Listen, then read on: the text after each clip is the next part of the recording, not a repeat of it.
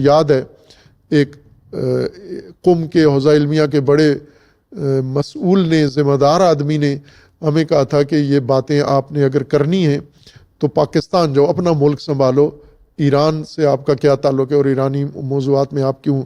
دلچسپی لیتے ہو۔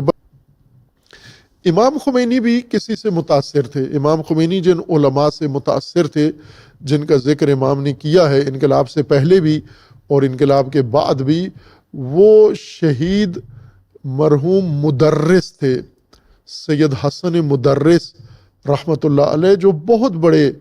انقلابی تھے اور امام ان سے بہت متاثر تھے۔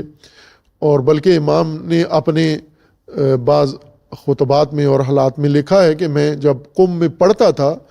امام طالب علم تھے جب خمین سے آئے اور عراق سے آ کر قم میں داخلہ لیا اور پڑھ رہے تھے۔ اس وقت وہاں شاہ کے باپ کا زمانہ تھا، اس وقت رضا پہلوی کا، تو وہ بہت ہی مستبد حکمران تھا۔ وہ ایران کی ہویت اور ایران کی ماہیت اور شناخت بدل رہا تھا ترکیہ کی طرح۔ مصطفیٰ کمال کا پیروکار تھا، اور مصطفیٰ کمال پاشا نے جس طرح ترکی کو اسلامی شناخت ختم کر کے اس کی سیکولر شناخت اور لادین شناخت بنائی تھی، یہ ایران میں وہی کام کرنے جا رہا تھا۔ اور اس کی بدقسمتی یہ تھی کہ اس وقت ایک عالم دین نجف سے آئے اور نجف سے انہوں نے ہجرت کی، یا نجف کے علماء سے مشاورت کر کے وہ ایران آئے کہ ایران کی بگڑتی صورتحال کو دیکھ کر انہوں نے احساس سے وظیفہ کیا اور حوزہ نجف کو چھوڑا، اجتہاد و مرجعیت کا طریقہ چھوڑ کر آئے اور اپنے ملک کو بچانے کے لیے سرگرم ہوئے۔ اصفہان میں آئے اور وہاں سے پھر تہران میں آئے، اور پھر انہوں نے سیاست میں حصہ لیا اور شاہ کی مخالفت شروع کی شدید۔ بلکہ جب شاہ کی پارلیمان جو بنائی ہوئی تھی اس نے، جس کو آلے کے طور پر استعمال کرتا تھا، اس میں لوگوں کے نمائندے بھی منتخب ہوئے، اور وہیں پر انہوں نے اپنے کھل کے اختلاف کا اظہار کیا شاہ کے ساتھ، شاہ کو چیلنج کیا، اور امام ان سے سخت متاثر تھے۔ امام فرماتے ہیں کہ میں قم سے باقاعدہ، اس وقت ظاہر ہے کہ قم سے گاڑیاں ٹانگے چلتے تھے جو گھوڑوں کے ذریعے، کچا راستہ تھا قم تہران کے درمیان، پکا راستہ نہیں تھا، گاڑیاں نہیں تھیں، اور امام فرماتے ہیں میں ٹانگے پر جاتا تھا اور صرف سید حسن مدرس کی تقریر سننے کے لیے چھٹی کے دن، عموماً جمعے کے دن وہاں چلا جاتا تھا تاکہ سید حسن مدرس کی تقریر سن سکوں میں، اور امام ان سے متاثر تھے۔ یہ وہی شخص ہیں جن کا یہ جملہ امام دہراتے تھے، اور امام نے اپنا اصول بنایا کہ دین ما سیاست ماست۔ یہ سید مدرس حسن مدرس رحمۃ اللہ علیہ کا جملہ ہے، جو ایران کے کرنسی نوٹ کے اوپر بھی لکھا ہوتا ہے کہ دین ما سیاست ماست، یعنی ہماری سیاست وہ نہیں ہے جو بنو امیہ کی ہے یا جھوٹ اور فریب کی ہے، ہماری سیاست ہمارا دین ہے، قرآن ہماری سیاست ہے، دین ہماری سیاست ہے، رسول اللہ کی سنت ہماری سیاست ہے، اہل البیت کا بتایا ہوا طریقہ ہماری سیاست ہے۔ اور امام وہیں سے ان کے ایک طرح سے متاثر ہوئے اور ان سے ان کی سیاست کو سمجھنا شروع کیا، اور امام نے دوسرے لفظوں میں سیاست انہی سے پڑھی، چونکہ حوزہ علمیہ میں کوئی سیاست نہیں پڑھاتا تھا، سکھاتا نہیں تھا۔ سید حسن مدرس سے امام نے یہ سیکھا، ان کا رول ماڈل تھا۔ اور پھر امام نے جب تحریک چلائی اور نہضت، تو سید حسن مدرس کے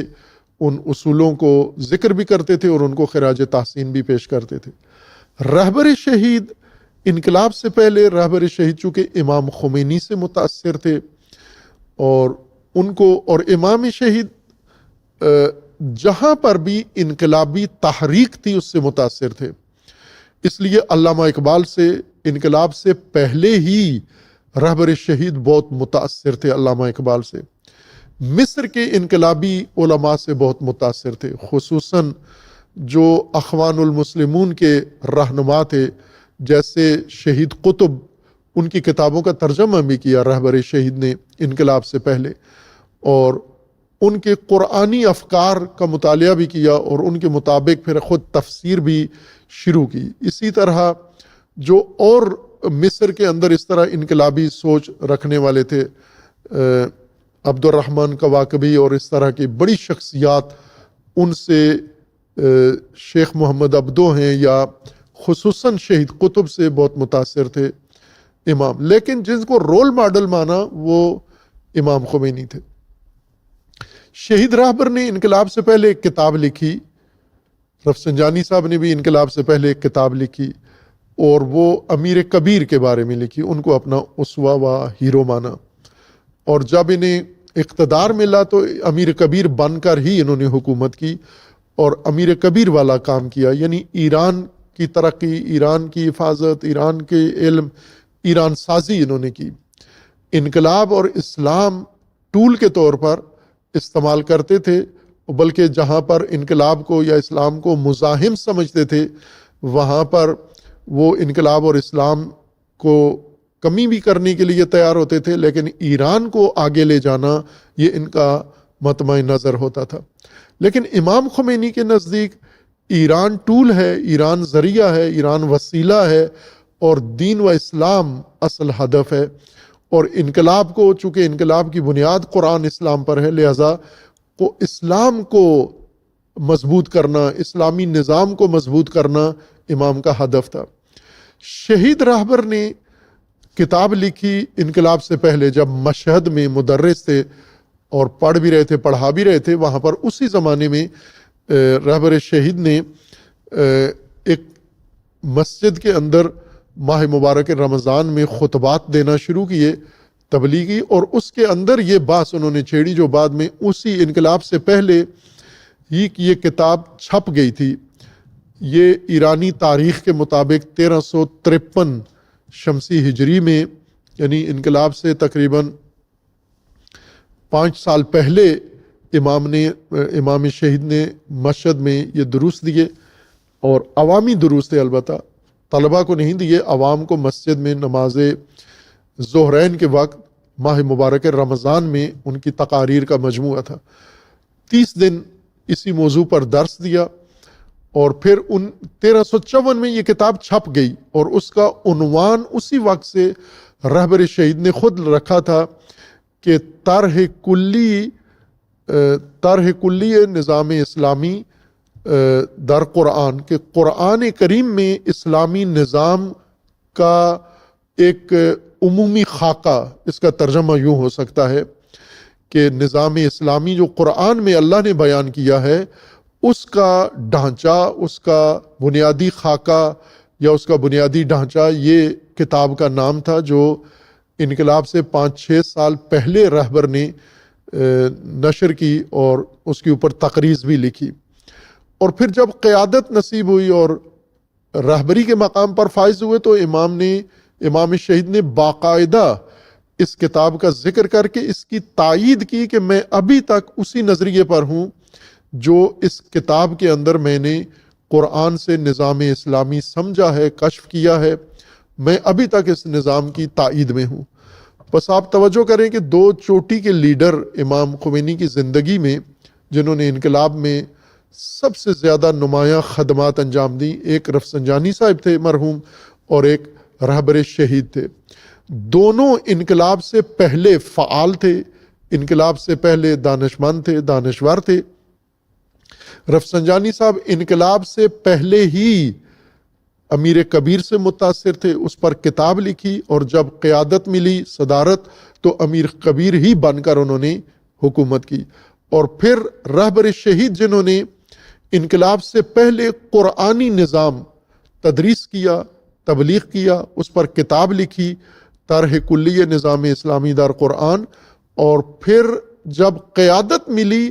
تو اسی کتاب کے مطابق نظام اسلامی، قرآنی نظام اسلامی کو اپنایا اور کہا کہ میں ابھی بھی اسی کتاب کے مضمون پر یا کتاب کے مطالب پر ابھی بھی قائم ہوں، اور وہ میری کتاب ہے اور اسے معتبر سمجھا جائے۔ تائید کی امام شہید نے۔ خوب، یہ بہت بڑا واضح فرق ہے کہ جب امام راحل کے بعد امام شہید کو منصب قیادت نصیب ہوا تو انہوں نے امام خمینی کا ہی راستہ اپنایا، اور یہ راستہ، اس کے اصول امام نے اپنی زندگی میں واضح واشگاف الفاظ میں اور 2 ٹوک انداز میں بیان فرمائے تھے۔ اور امام شہید نے کھل کے سینکڑوں مرتبہ یہ تاکید فرمائی کہ میں خط امام پر، راہ امام پر، مکتب امام پر قائم ہوں، اس سے منہ برابر ہٹنے کے لیے تیار نہیں ہوں۔ یہ جو بار بار رہبر شہید یہ فرماتے تھے کہ میں خط امام سے ہٹنے کے لیے تیار نہیں ہوں، اس کی وجہ یہ تھی کہ انقلابیوں میں بھی ایک دھڑا پیدا ہو گیا تھا جو یہ کہتے تھے کہ امام کا خط و امام کے خط سے مراد یعنی راستہ امام کا، ہینڈ رائٹنگ نہیں مراد، خط امام سے مراد یعنی امام کی راستہ اور امام کی لائن جو امام نے انقلاب کے لیے اختیار کی تھی اور لوگوں کو بتایا، جو اپنے وصیت نامے میں بھی لکھا۔ یہ امام کے دور کے تقاضا تھا، اور آج حالات بدل چکے ہیں انقلابیوں کا، لیبرل انقلابیوں کا۔ حسن روحانی اور سید محمد خاتمی جیسے لوگ جو بعد میں پہلے امام کے ساتھ تھے لیکن امام کے بعد رہبر کے مخالفین میں شمار ہوئے، یہ کہتے تھے کہ یہ امام کے جو پالیسیاں تھیں وہ امام کے دور کے لیے تھیں، اور اس دور میں یہ ٹھیک پالیسیاں تھیں، ایسے ہی ہونا چاہیے تھا۔ جیسے طاغوت ستیزی، جیسے امریکہ ستیزی، جیسے استکبار ستیزی، جیسے مغرب ستیزی، جیسے لا شرقیہ ولا غربیہ، جیسے مزاحمت و استقامت، جیسے فلسطین کی حمایت، اقصی کی آزادی، جیسے اسرائیل کی نابودی، اور جیسے وحدت امت اسلامیہ، یہ سب اصول امام کے دور کے لیے تھے اور اس وقت ضروری تھے، لیکن آج ہمیں ان میں نظر ثانی کرنی چاہیے۔ آج کے مطابق ہمیں نئے سرے سے اصول مرتب کرنی چاہیے، اور ان میں ان کا سب سے زیادہ اصرار یہ تھا کہ ہم طاغوت ستیزی کو ختم کر دیں، استقامت و مزاحمت والا انقلابی رکن چھوڑ دیں، یہ امام کے دور کا تھا، اور آج ہم سمجھوتا اور تسلیم اور دنیا کے ساتھ مل کر چلنے کی کوشش کریں، جس طرح سے باقی اسلامی ممالک اور ان ممالک کے سربراہان انجام دے رہے ہیں، ہم بھی یہ راستہ اپنائیں۔ خصوصاً مغرب نوازی، خصوصاً یورپ جو ترقی کا قبلہ ہے، ہم اس قبلے سے دور نہ ہوں، اس سے مخالفت مول نہ لیں، ان کا اعتماد حاصل کریں، ان پر اعتماد کریں، اور انہیں اپنے ملک میں سرمایہ کاری کرنے کی دعوت دیں، اور ہم جو یہ کہتے ہیں وہ ہم مانتے جائیں، اور اسلام برائے نام رہ جائے ایران میں،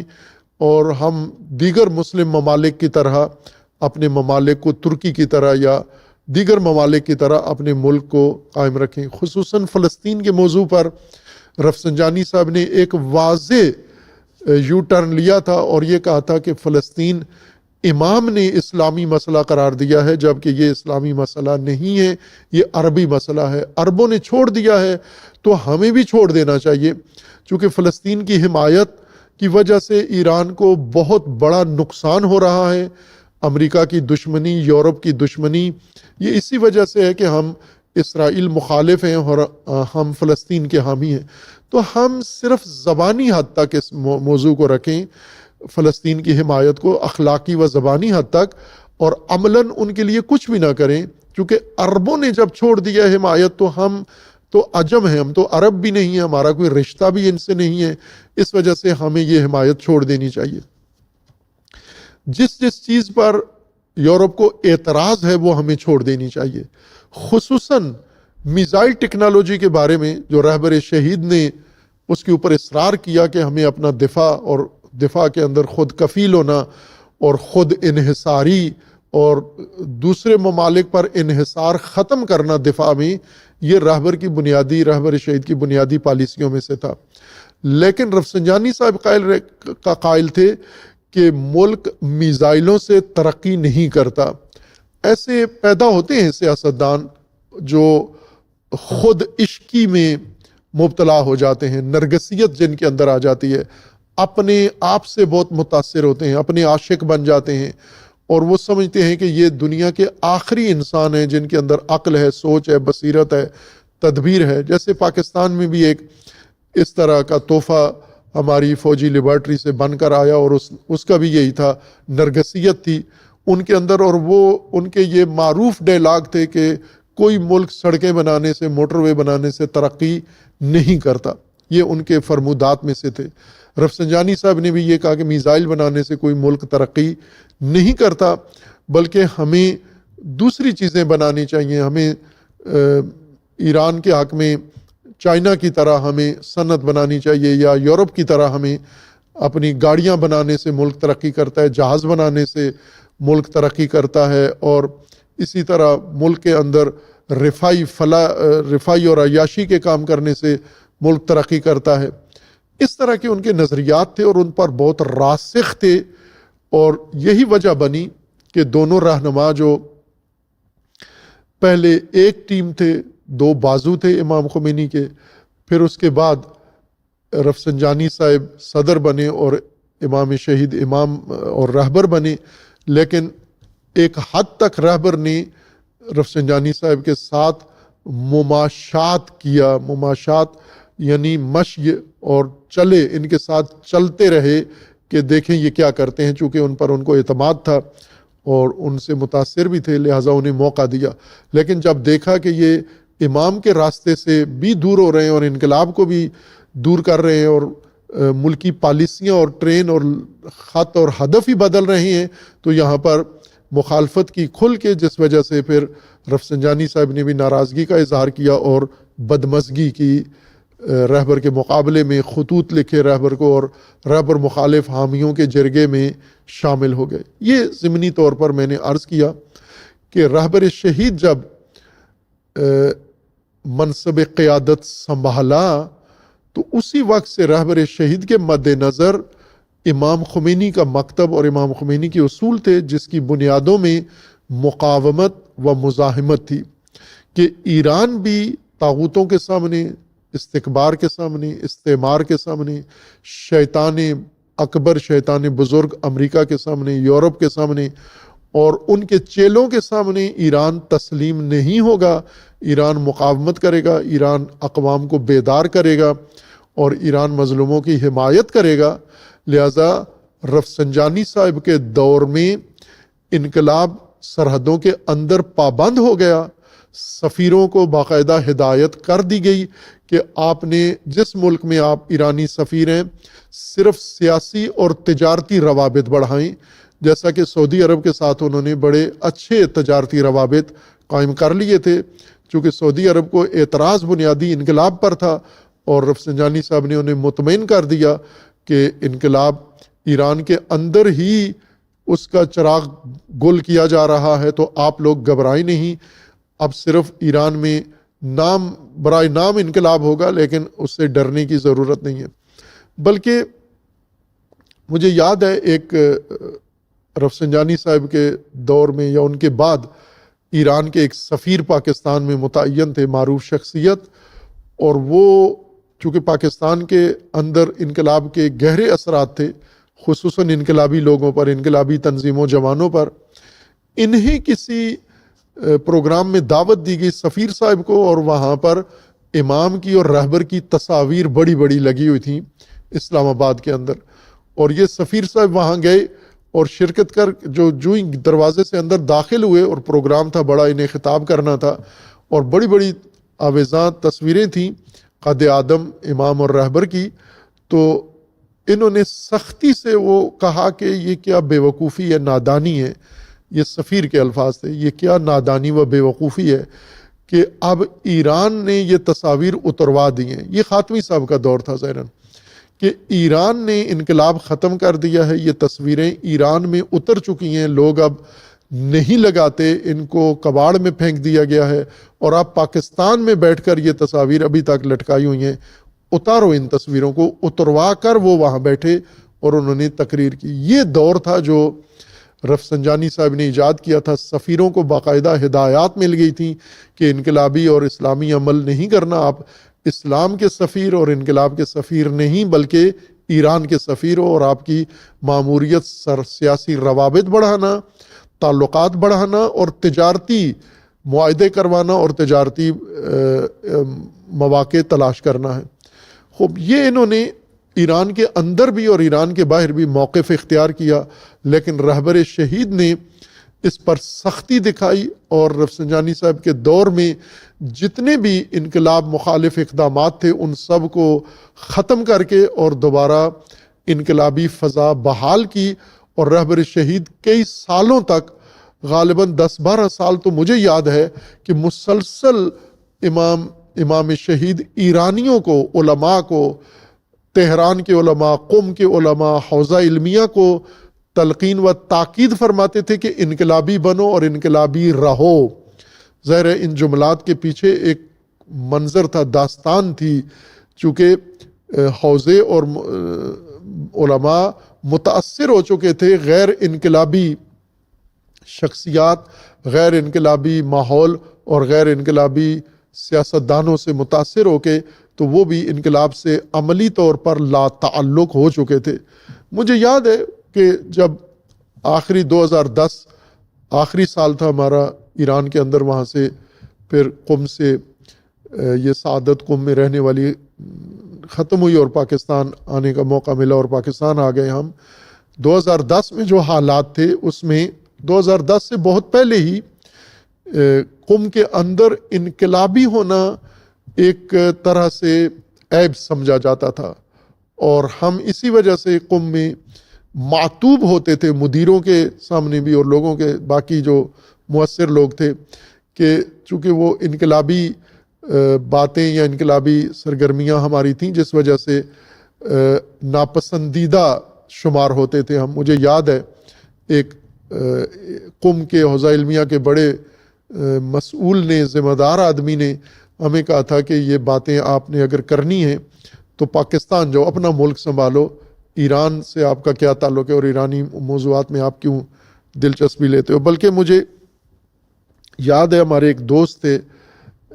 ایرانی، منتظری صاحب کے عاشقوں میں سے، اور اچھی ان کے ساتھ ہماری الیک سلیک تھی، تو ایک دن انہوں نے ایک شوخی کے طور پر، ایک مذاق کے طور پر مجھے آواز دی دور سے کہ آغا نقوی ادھر آؤ۔ میں گیا ان کے پاس تو کہنے لگے کہ پتہ چلا ہے آپ کو، اپنے مخصوص اصفہانی لہجے میں انہوں نے کہا کہ آپ کو پتہ چلا ہے کہ رفسنجانی صاحب نے باقر حکیم صاحب کو کیا کہا ہے؟ میں نے کہا نہیں، مجھے نہیں پتہ انہیں کیا کہا ہے۔ تو انہوں نے کہا کہ باقر حکیم صاحب کو رفسنجانی صاحب نے کہا ہے کہ ابھی ادھر ایران میں حزب اللہ بازی چھوڑ دو، رہنا ہے تو آرام سے خاموشی سے رہو، حزب اللہ بازی نہیں چلے گی ابھی۔ اور باقر حکیم صاحب ناراض ہو کے سوریا چلے گئے ہیں، اور انہوں نے تو شوخی میں یہ بات کی، لیکن یہ واقعیت تھی۔ شہید باقر حکیم رحمۃ اللہ علیہ جو عراقی نہضت کے سربراہ تھے مجلس اعلیٰ کے، اور ان کا بہت بڑا کردار حکیم خاندان کا، اور خصوصاً اس انقلابی شخصیت کا بہت بڑا کردار تھا عراق کے اندر۔ وہ ایک بڑی مدت تک، بلکہ شاید ان کے دور صدارت کے اندر ایک بڑی مدت تک یہ ایران میں نہیں تھے، چلے گئے تھے، چونکہ انہیں انقلابی عمل اور عراق کے اندر صدام کے خلاف کاروائیاں کرنے سے روک دیا گیا تھا، تو یہ ناراض ہو کر، ناراحت ہو کر سوریا چلے گئے تھے۔ اس زمانے کے لوگوں کو یاد ہوگا جنہوں نے اس وقت حالات میں دلچسپی تھی یا جن کے حافظے میں گنجائش ہے، جگہ ہے، یہ سارے تلخ واقعات انہیں پتہ ہوں گے۔ یہ سب کچھ حقائق ایران میں کشمکش چل رہی تھی، اور اندرونی طور پر رہبر شہید پر شدید دباؤ تھا۔ بیرونی دباؤ سے زیادہ دباؤ اندر سے پیدا ہوا کہ ہم انقلابی راستہ، انقلابی اصول، انقلابی اہداف، ان پہ کمپرومائز کر لیں، ہم ان کو برائے نام رکھیں اور عملاً ہم وہ کام کریں جس سے ایران کی مشکلات کم ہو، یورپ کے ساتھ دوستی ہو، امریکہ کا اعتماد حاصل ہو، اور یہ روابط قائم ہو ہمارے عربوں کے ساتھ اور غیر عربوں کے ساتھ، دیگر ممالک کی طرح ہم بھی ترقی کریں اور پیش رفت کریں۔ لیکن امام شہید نے فرمایا، جس طرح امام راحل کو رفسنجانی صاحب نے یہ مشورہ دیا تھا، یہ خود رفسنجانی صاحب نے ذکر کیا ہے، یہ اپنا یادگار واقعہ، کہ جب امام راحل نے سلمان رشدی کے قتل کا فتویٰ دیا تھا، تو رفسنجانی صاحب امام کو سمجھانے گئے کہ آپ یہ فتویٰ واپس لے لیں،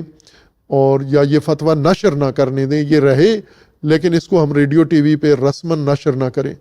تو امام نے پوچھا کہ کیوں نہ کروں؟ تو انہوں نے کہا اس کا ہمیں بہت نقصان ہوگا۔ تو امام نے پوچھا کیا نقصان ہوگا؟ تو رفسنجانی صاحب نقصان بتانے لگے کہ نقصان یہ ہوگا کہ یورپ، چونکہ یہ ایرانی شہری نہیں ہے، یورپین شہری ہے، تو یورپ ہمارے ساتھ قطع تعلق کر لے گا، سفیر اپنے واپس بلا لے گا، تجارتی معاہدے ختم کر دے گا، ہمارا بائیکاٹ کر دے گا اور ہمارے خلاف جنگ شروع کر دے گا۔ اور ہر جملے پر امام کہتے اور کیا ہوگا، اور کیا نقصان ہوگا، اور آخر کار انہوں نے کہا کہ ممکن ہے ہمارے خلاف جنگ شروع کر دیں اور ممکن ہے ایران ہی نہ رہے باقی۔ یہ جذبات میں انہوں نے امام سے کہہ دیا۔ تو امام نے ایک جملہ کہہ کر یہ گفتگو ختم کر دی کہ سلمان رشدی کے قتل کا فتویٰ میں واپس نہیں لوں گا اور اس کو نشر بھی کروں گا۔ اور پھر ان سے یہ کہا کہ جو ملنے گئے تھے رفسنجانی صاحب اور ان کے ساتھی، ان کے بقول کے ہم تینوں سربراہ گئے تھے، عدلیہ کے سربراہ اور انتظامیہ کے سربراہ اور اسی طرح پارلیمان کے سربراہ، پارلیمنٹ کے سربراہ کی حیثیت سے رفسنجانی صاحب گئے تھے اور عدلیہ کے سربراہ کی حیثیت سے رہبر شہید کو ساتھ انتظامی صدر کی حیثیت سے، اور عدلیہ کے سربراہ مرحوم موسوی اردبیلی صاحب رحمۃ اللہ علیہ تھے۔ یہ تین بڑی شخصیات اس وقت سربراہان مملکت کہلاتے تھے یا سران مملکت کہلاتے تھے۔ یہ تینوں سربراہ گئے اور ترجمانی البتہ رفسنجانی صاحب نے کی، اور امام نے ان کو ایک جملہ کہہ کے اٹھا دیا کہ بنا نیست کہ ایران بے ماند، بناس کے اسلام بے ماند۔ ہم اس لیے نہیں انقلاب کیا کہ ایران بچائیں، ہم نے انقلاب کیا کہ اسلام بچائیں۔ ہم اسلام کو ایران پر قربان نہیں کرنا۔ ایران اگر اسلام پر قربان ہو سکتا ہے تو کریں گے، ہم خود بھی قربان ہوں گے، ایران بھی قربان ہو سکتا ہے، لیکن اسلام بے ماند، اسلام بچانا ہے۔ کربلا میں امام حسین علیہ السلام نے حجاز نہیں بچایا بلکہ اسلام بچایا، دین بچایا، قرآن بچایا، نہ کہ خاندان بچایا۔ امام حسین علیہ السلام خاندان بچا سکتے تھے لیکن خاندان قربان ہوگا اسلام پر، اسلام قربان نہیں ہوگا خاندان پر۔ یہ راستہ کربلا کا ہے اور یہ امام نے دو ٹوک ضابطہ بتا دیا، اور رہبر شہید آخر تک اس پر قائم رہے کہ اسلام و انقلاب بچانا ہے۔ اور ظاہر ہے کہ جب دباؤ اندرونی بھی بڑا، دباؤ بیرونی بھی بہت شدید تھا، خصوصاً جب اندرونی بیرونی دباؤ میں آپس میں رابطے بھی ہو گئے اور وہاں سے ایران کے خلاف، انقلاب کے خلاف ایک نئی جنگ شروع ہو گئی جس کو سینکشنز کی جنگ کہا جاتا ہے یا پابندیوں کی جنگ۔ یہ ایران کے اندر سے تجاویز گئی تھی کہ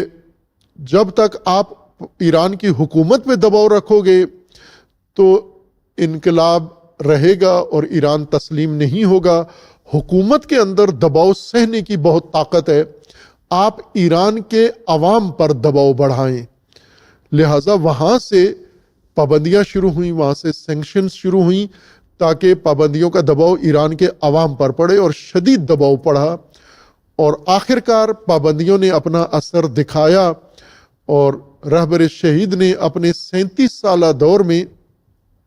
ان پابندیوں کے دوران ہی جو اعلیٰ اور مثالی قیادت کی ہے، وہ رہبر شہید کا بنایا ہوا ایران و انقلاب آج کھل کے لوگوں کے سامنے آیا ہے۔ پہلے اس کو مخفی رکھا گیا تھا، خفیہ رکھا گیا تھا کہ ایران رہبر نے کتنا مضبوط اور کتنا طاقتور بنا دیا ہے اور کتنا استقامت و مزاحمت کی قوت اس کے اندر پیدا کر دی ہے، باوجود اس سارے دباؤ کے جو انتہائی ظالمانہ دباؤ تھا اور کسی بھی ملک کے لیے قابل تحمل